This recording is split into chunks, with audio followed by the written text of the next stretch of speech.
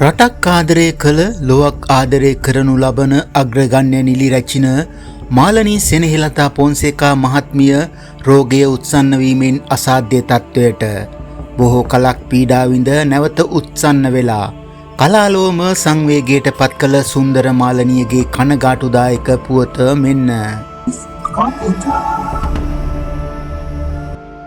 සිංහල සිනමා වංශ කතාවේ බිහි රජුන් සහ රැජිනියන් අතරින් වඩාත්ම ආකර්ශනීයම නිලි රැජින ලෙස ලංකාව හඳුනාගත්තේ 1949 වසරේ අප්‍රේල් 30 වන දින සීලවතී ෆොන්සේකා මහත්මියට සහ ගිල්බර්ට් ෆොන්සේකා මහතාට දාව ඉපදුණු මාලනී සෙනෙහෙලතා පොන්සේකාවයි. නුගේගොඩ සාන්ත ජෝන් සහ ගුරුකුල විද්‍යාල තුලින් අධ්‍යාපනය හැදෑරූ මාලනී සෙනෙහෙලතා ඉන්පසුව සිනමාවට පිවිසියා. විජය මාලනී, ගාමිණී මාලනී මෙන්ම සනත් මාලනී, ලකී මාලනී වැනි යුග බිහි කරමින් ලාංකීය සිනමා ලෝලීන්ගේ නිලි රාජනීය ලෙස කිරුළු හිස මත පැළඳගත් මාලනී ෆොන්සේකාට දමයන්ති ෆොන්සේකා නමින් නැගණියක් සහ ආනන්ද ෆොන්සේකා, දයානන්ද ෆොන්සේකා සහ උපාලි ෆොන්සේකා නමින් සොහොයුරන් තිදෙනෙකුද සිටිනවා. 1965 වසරේදී උපාලි සේනානායක සමග විවාහ දිවියට එළඹී මාලනී ෆොන්සේකා 1980 වනතුරුම වසර 15ක් ඔහු සමග විවාහ දිවිය ගත කර තිබුණා.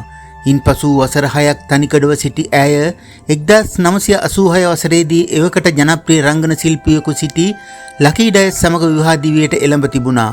1986 සිට 2011 වසර දක්වාම ලකී ඩයස් සමග විවාහ දිවියේ සිටි ඇය ඉන්පසු 2011 වසරේදී වෙන්ව මේ වන විටත් තනිකඩව සිටිනවා.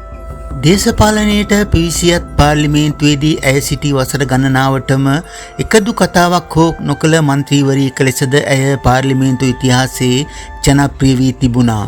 වසර ගණනාවක් සිනමාවේ රැඳී සිටීම හේතුවෙන් අධිබලති විදුලි ආලෝක කිරණවල බලපෑම හේතුවෙන් පසුව ඇය රෝගී තත්ත්වයට පත් වූවා.